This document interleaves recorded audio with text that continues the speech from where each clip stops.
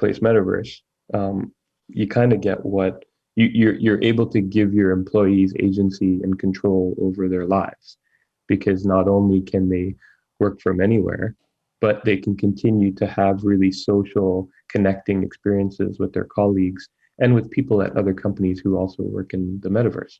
So, for example, in our world, you can run outside of your office and you'll enter the bigger world, and there's companies that live next door, and there's companies that live across the metaverse, and you can go and visit all these people and meet Okay. their employees and such.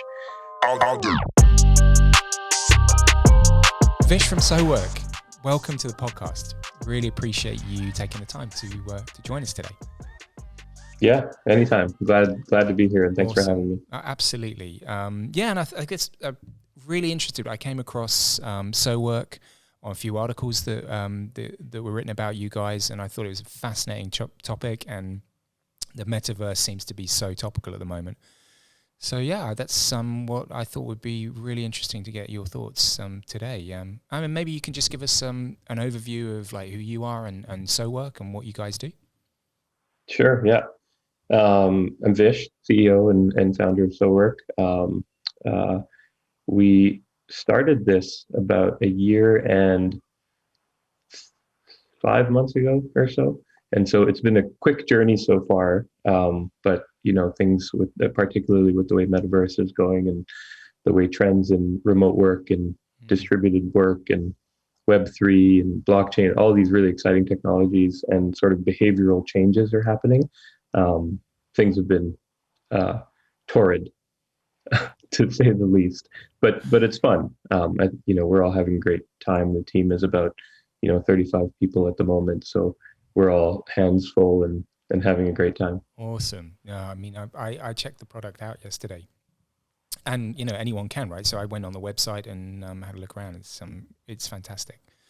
So yeah, I encourage anyone go and check it out. Have a look at the website. And start with this metaverse concept. I mean, do you have any sense why now? Like, why does it seem to be gaining traction?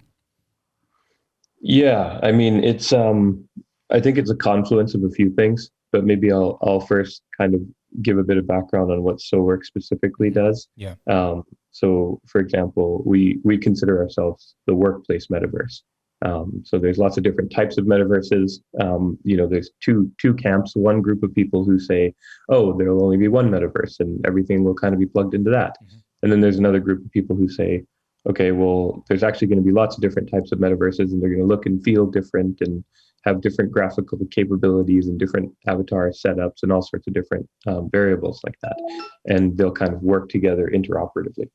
And so the way that we sort of view ourselves is we're the workplace metaverse, where we're trying to build essentially the world's first MMO for work. I don't know if you've ever played any of those MMO games like World of Warcraft or anything like that, but EverQuest or Ultima Online or anything like that. But that's relevant to our founding story, which we can talk about whenever you'd like. Please do. I mean, it's a fun story. So we opened to the public mid-December, and we've had thousands of companies move in since then, establishing their presence in the workplace metaverse. So it's really interesting. Basically, anyone from a company will just kind of come to the website, click move in or move into an office or whatever. They'll pick their office, they'll pick their avatar that kind of looks like them, and then they'll move in, they'll customize their office, and they'll get down to work with their team. So it's a lot of fun. And then you had asked a question about why now in terms of traction with Metaverse. Yeah.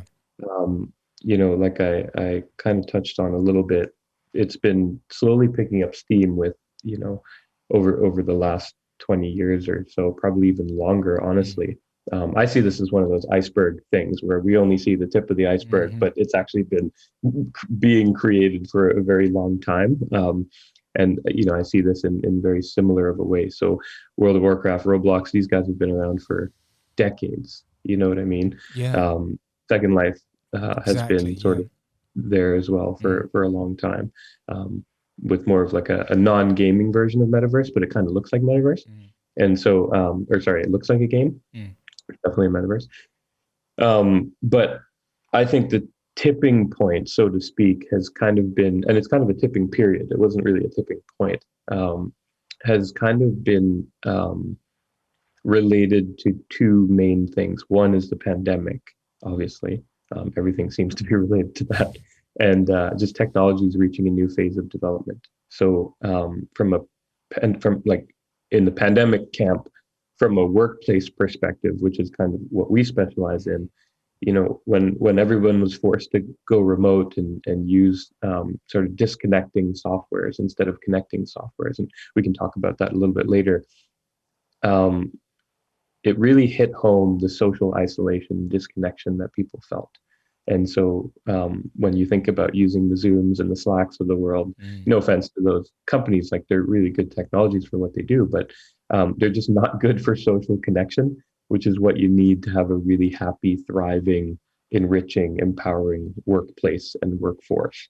And so from a workplace perspective, Metaverse, from all of what our customers are saying, and I know many other businesses around the world who use other solutions, this kind of scratches that itch. This gives them exactly what they need from a social connection perspective, which is over and above what they can get with a Zoom or a Slack or a similar software like that. Right. So in simple terms, you're kind of operating that middle ground between like a Zoom and, of course, the more physical interaction meeting, right? So it's this truly hybrid approach, right? That you're blending the physical and the virtual. Yeah, that's a really good way to put it, actually. I think, for us, and maybe I'll touch on our founding story, but, the way that our team was almost completely transformed within a week of us using our own software, it was really remarkable. And it gave us a lot of confidence in going down this road. So I'll expand on that a little bit. When the pandemic started, or when people were forced to go remote, rather, which was a few months after the pandemic like actually started, my team was all on campus at HBS at Harvard, and we got kicked off campus like every other student on most campuses around the world, and we all kind of scattered all over the US and a couple of other countries. And we were forced to become yet another Zoom Slack company. And it just wasn't, it was fine for a little while, like maybe a couple of weeks or so. But then we felt something off between our teammates and, me as the CEO, like my connection with the team when I would try to recruit new teammates, like it just wasn't as compelling to say, hey, you guys should join the Zoom Slack company, instead of like, hey, this is who we are. This is our culture. This is our identity as an organization. Like, that's one of the things that I think physical is really good at, is that you can establish an identity as an organization. Like you look at Shopify's offices or the Google Plex or Facebook's campus or Apple's Loop. You know what I mean? Like there's all these really interesting touches you can do in the real world. And when you switch over to just two softwares, right, it's really difficult to stand out as a company. And culture and workplace relationships, that's something that we took pride in as a company. It's something we really cared a lot about. And so after a while, we kind of got fed up and we said, okay, well, I think we need to try something different. And so I thought back to, when were the most socially connecting times in my life, when I was sort of distributed from people. And I thought back to 17 years prior when I used to play World of Warcraft when I was a bit younger. And I'd actually met so many of my good friends playing WoW, right? Like I met the guy who helped me to get into medical school. Wow. I met my current CTO. I met one of the designers at SoWork. I met one of the product people at SoWork. Like I met a lot of really great people, and we've endured our relationships after so many years, even though we lived on 3 different continents at the time. So it was really something to be said about building connection in a particular way in a virtual world. So we knew there was something there, although we didn't know exactly what it was. And then the second really important experience that I had was the community that we had at Harvard when we were building, like I was building our old software Mm. with 11 other founders working on their own companies, but we were all together in a community. So I thought, okay, well, what happens if we tried to build like a wow light, right? But we put on top of it like business interface with video and chat and encryption and security and privacy and all that stuff. And we started focusing on building like not only a great workplace, but an awesome community. And so we launched our first version October 2020, and it we started using it, and it was buggy and it was like atrocious of an experience, to be honest. But like it did something. It provided us with this agency and this presence that we just didn't have before. And within a week, my whole team was just like raving about it. And like we felt like we were back to our in-person selves with the benefits that it gave us. And so we, after hearing that same feedback from a number of teams that we'd invited in to try it out, we decided to fully drop our old software that we were working on as a team and focus our entire efforts on this new direction, which is workplace metaverse. So um, built for about a year and then opened up about 3 months ago now. Okay. I mean, maybe I mean, obviously I want people to go and look at the website, but for those that haven't experienced it, maybe can you describe then like how it does form those connections? Like how do you bridge that? How do you bridge that gap? Yeah, no, it's a great question. So I think for anyone to establish connections with each other, just as humans, there's a few things that we need to be able to make present, right? One thing is we need to be able to say, hey, this is me, this is who I am, this is who I'm like presenting to you. And then the second thing is to be able to see that reciprocated back from the other person. Like, all of those numbers about 70 or 80% of our communication is nonverbal. Mm-hmm. Well, we kind of lose all that when we're reduced to like a screen name or a like a 2 by 3 centimeter video tile, right? Mm-hmm. And so what happens is, you log in, you pick an avatar. It looks like you end up in this world, and if it's your team's world, then you'll see all your teammates kind of running around the room around you, and you can see them. You can see what they're wearing. You can see the behaviors they're doing. Are they dancing with other people? Are they like making jokes with other people? Are they just in meetings? Are they whiteboarding? You can kind of see all of that. So you can run your avatar over to any of your teammates that you want to talk to, or anyone that you want to meet. Let's say it's a new hire or so, and you can just have a conversation with them immediately. So what happens is when the avatars approach each other, there's these video boxes above their heads that automatically connect. And so you don't need to, so all the video works by proximity. And when you're done, you can just run away, and that'll terminate the video connection. You'll be able to run up to someone else or a group of people, and you'll just join that group conversation. And then you'll leave that and join another one. So it's a much more So, natural process well, of, that's the thing. yeah. Yeah, that's the thing. I mean, we were evolved as social species, right? Like, I mean, it's kind of frustrating for us to be sending calendar blocks and Zoom links and, trying to find time and all that stuff, when really sometimes what you need is like you just want to run up to your friend at work and be like, "Hey, how's it going? Like like I love what you did in that last meeting. Okay, I got to go do my thing. So I'll see you later," right? Or That takes like spontaneous idea that you just had that you want to share. Yeah. totally. Yeah. No, it's such an interesting concept and an idea.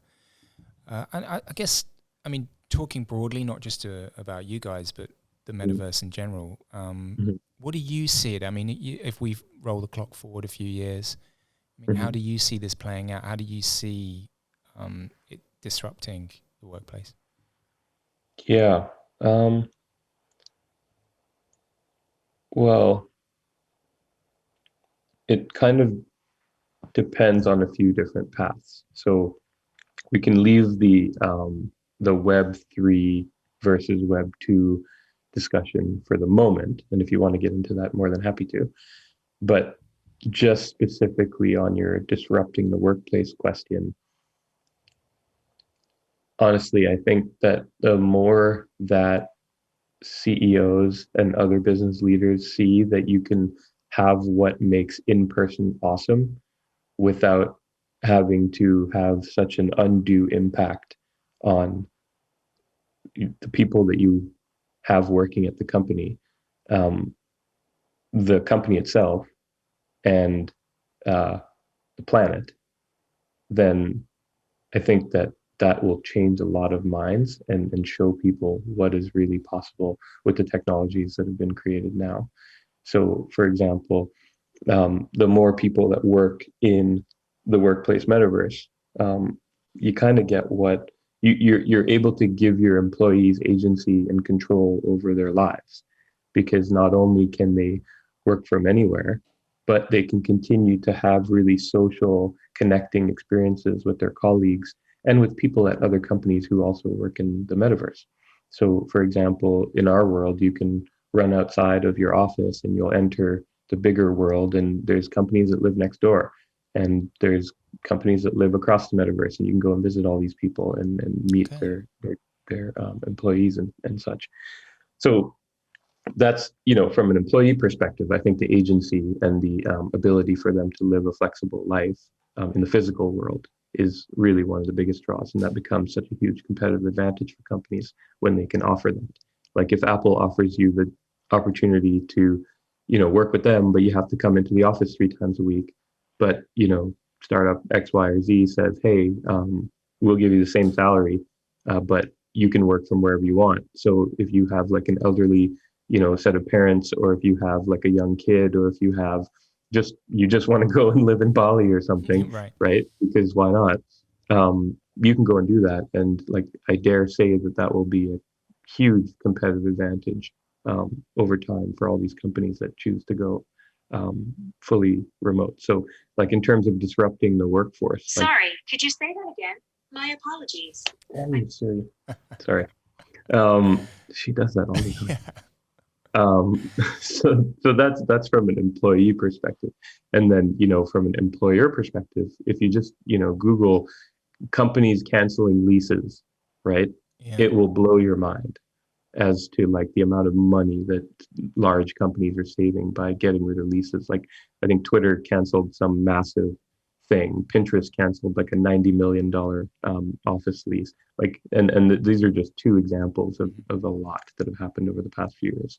And then my most the thing I resonate with the most about building all this is I'm like a really nerdy nature guy. Like I love, doing what I can for planetary health. And when I think about the um, degradation of the planet that's driven by business practices, it just blows my mind. Mm. And so the fact that we can start to wind down the rate at which we build highways and parking lots and skyscrapers for business purposes, and do all of this business travel all around the world, like the more we can minimize that and have more green spaces and more like ability to use our physical world for life and use our digital world for business and work, like I think that's a good outcome for everyone. Right. Yeah. Absolutely. A lot of what we write about is at the moment, we look at the markets for technology within physical spaces. So that could be sensors that measure occupancy, and then the data that collects, and then how companies use that to improve their environment, their workspace. Do you see that that information could live within the metaverse? Do you envisage some kind of melding of what their actual workspace is doing at a particular time, and then creating that online? Yeah. Yeah, I think that in particular is a really, really exciting space. And like obviously you have to address, okay, well, data privacy and other types of privacy concerns and things like that. Of course, that's like the ground, like the foundational layer of what needs to be addressed with these types of crossovers. But I think the playing field is hugely expanded when you can start to connect digital and physical in that way. So when you do things in the physical world, they affect what happens in the metaverse, and vice versa. Mm-hmm. So there's a few examples that I can think of. Like one is, we've been toying around with the idea of like what happens when you well, we actually have this kind of integration built in already, but you can go up to a food truck in our metaverse and order food, and Uber Eats or Drizzly or DoorDash or whatever is around you will deliver that to your Oh house. wow. Okay. And so that's kind of like a sensorless, but it is a connection between Absolutely. the digital and the physical. In terms of sensors, some of our bigger customers have been working with us on a few of these ideas. What happens when you walk into a boardroom in their physical office? Like what happens in the metaverse? Can we see your avatar come in? And that requires a number of specialized um, technologies that I don't think we're quite there yet. Mm-hmm. Not just us as a company, but like us as a species. We'll get there though. But it is a really exciting time. Have you seen anything that you're particularly excited about there? Not yet, but obviously, you know, finding more out about what you guys were doing, and then obviously thinking about what we write a lot about, and of course, you Mm. know, the hybrid workplace, remote work has been a key theme for us for the last couple of years, with and the what's happening based on the pandemic. So it did seem like potentially interesting, right? That you create the same environment that someone might have if they go to the physical office, that they can have that at home or wherever they might be. Yeah. No, one of our big customers, Tinder, like their entire company has moved into our metaverse. Oh wow. And we worked with them to recreate their LA offices. Like we put a bit of a metaverse flair on it. Like there's, you know, certain things floating in the air that probably wouldn't float in real life. Because But again, like that's another choice, isn't it? Because why limit yourself to what the what the physical space might be, actually, because of course you can create whatever you want, right, in the that's metaverse. it. That's it. And that's part of what makes us exciting, right? Is that like it's not like you're building a game world to play games, even though there's nothing wrong with that. We're building a game world so that we can get really good work done in a socially bonding and connecting way and a visually sensical way. And so when you have the ability to get a bit cheeky with the way that you architect in the metaverse, like go for it if it makes you happy. And so with the Tinder thing, this kind of touches on both. So it's a copy of their LA office. And one of the stories we heard from them was with all of their new recruit onboarding, that all happens in the metaverse, right? In the Okay. place that they built in our world. And we were hearing from some of their team that, as part of the experience of working there, some people get to fly down to the HQ and just kind of get a tour and have a look around. And people seem to know where to go in the real life version because they've walked around and explored in the metaverse version. And so it's just very cool that people know where people particularly work and where to Oh right. find Okay. Where particular someone folks in the someone real might world. hang out. Yeah. Okay. Exactly. Yeah. That's awesome. Yeah. What are you guys planning? What have you got in terms of developing the product? Can you talk about things that might be coming along? Yeah, I can. So we, let's see here. Our whole goal is to build the MMO of work. And so we want to build a community where great work gets done. And we want to build a place that really feels like home. And we want to build a place that's very social and connected. And so in each of those three buckets, that's kind of where we focus our development efforts. So in the first one, with respect to getting really good work done, well, there's a number of functionalities and features and integrations and things like that Mm. will help people to get really good work done. One is the meeting, right? Like just in general, the concept of the meeting. Mm. So what is it that people really rely on to have fantastic meetings? Well, one is a clear purpose. Another one is, a really stable, solid connection. One is really good sort of productivity tooling, whether it's whiteboarding or, task delegation software like Asana or whatever. So what can we do to sort of tie in all of the big important ones that a lot of people use around the world now and not have to recreate that all, but couch it within a really solid experience that's easy to get into and reliable. So that's kind of on the workplace perspective.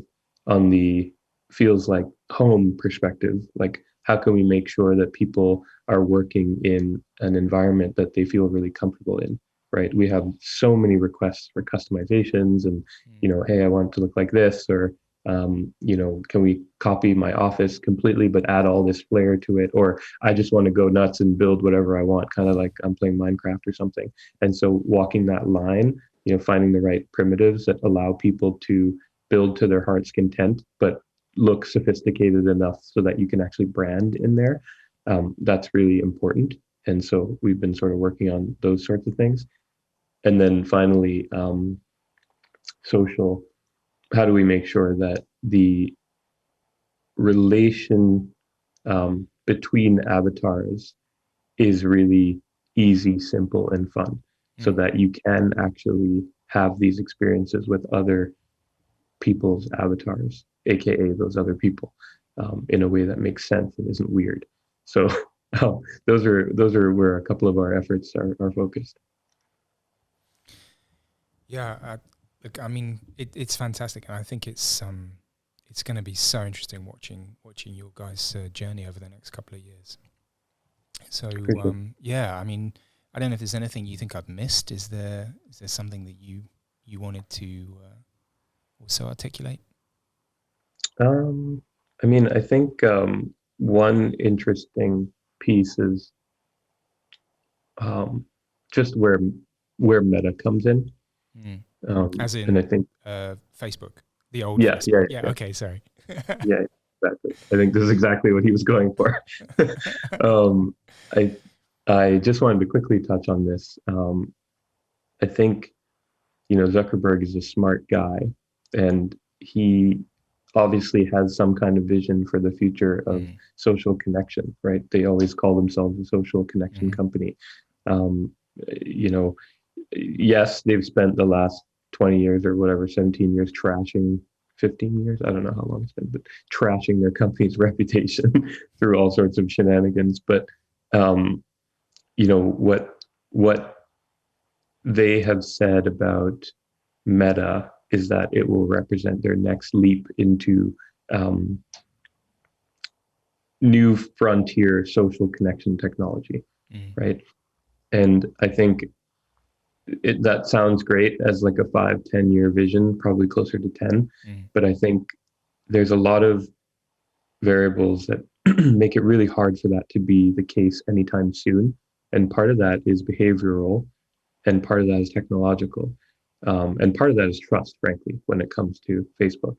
And so on the behavioral side, I don't think people are ready to throw on headsets and be in meetings in that world forever. And part of that is because, yes, from a visual perspective, like it could appear more realistic. It could, but then looking at things on a screen, for example. But when you use VR, there's more uncanny valley to fall into. And, we were evolved as social beings in a 3D real world, right? And we have 5 senses, right? And when you're in VR, you're really engaging with 1, maybe 2 senses. You're engaging with your sight, and you're engaging with your hearing, if the VR headset has like spatial audio. But you're not engaging with like touch today. You're not engaging with taste, and you're not engaging with smell. And all of those are huge parts of how you experience your physical world. And so I think that from a visual perspective, as long as the graphics are done right, definitely it's really immersive. It's great. Like I have a Quest 2, and I love VR, and I still think that it's not, we're totally not there. And so from a behavioral perspective, we're just not there. From a technological perspective, I can't wear my Quest for more than maybe 15 minutes, 20 minutes max without getting extremely uncomfortable. And it's not just because like I have a thing on my face and I can't see the world around me. It's because it's really heavy and it really hurts my forehead, right? Even when I sort of counterweight it on the back or wear the comfort band or whatever. Not to mention, it's like, I think it cost me like $700 or some ridiculous number like that. And so, there's a bunch of technological reasons why I just don't see like our podcast recording is more than 20 minutes. Like a business meeting is way more than 20 minutes in many cases. So for workplace, I think there's a ways to go, even though battery technology and screen technology is coming a long way. I think like Apple, just as a quick aside, Apple is really interesting because of their new system on a chip. It's not new anymore, but like all their M1s, it's like it really has the potential, I think, to revolutionize VR and AR. But anyway, all that aside. And then the third thing I talked about was what did I say? I said, privacy and trust. You know, if you spend a long period of your company's history telling people implicitly that they can't trust you, then it's going to be very hard for you to get them to trust you with their business data. So I think like it's a really interesting direction. But I think there's a way to go, a ways to go. Yeah. But I mean, it's having them active, at least talking about it is, I guess for you guys, or at least for the market, some validation, right? And also putting it in them at the front of, you know, mainstream media and people getting them to talk about it, to think about it as well. So I guess it's positive in that sense as well. Yeah, no question. No question. It's been a huge tailwind, I think, for us and any other company situated similarly. So I think that's definitely a positive because, you know, this isn't some frivolous market that's being created. It's providing real benefit to people, real benefit to people's social lives and their work lives and their ability to get work done. And that's on the individual level. It's also providing real benefit to companies and their ability to retain and hire and build culture. And that happens in our metaverse. Like it's not a joke. And so it's really inspiring to me to see what's happening broadly in the world with metaverse technology sort of coming to the fore, but also among the companies that work in metaverses, just seeing how it's been transforming their teams. Right, absolutely. I think also that's a great place to finish. Well, look, thank you so much for your insights. It's a really interesting conversation, and as I said before, I'm looking forward to watching your company grow and where you take this. It's going to be a really fascinating journey. Cool. Yeah, no, I appreciate that. Thanks for having me. This was a lot of fun. Cool. Thanks, Vish. Thanks, everybody. Bye.